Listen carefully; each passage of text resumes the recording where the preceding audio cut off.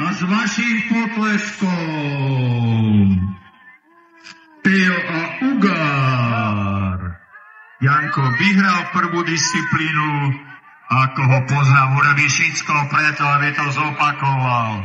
Pripomínam, Jano je víťazom podujatia v Lučenci a už sme na mete 10, 20, 30 metrov a pred nami už iba posledná klada, ktorá je na úrovni 40-ky.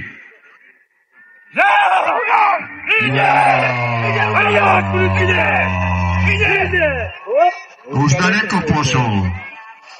No a teraz bude Janko Nebus s Paťom Ďuricom potrebovať vašu podporu, pretože do čiary im ostáva ešte minúta a necelých 10 metrov. Pozor na prešla.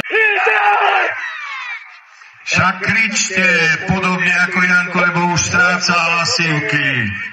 A toto, čo vidíte, to nevidíte každý deň.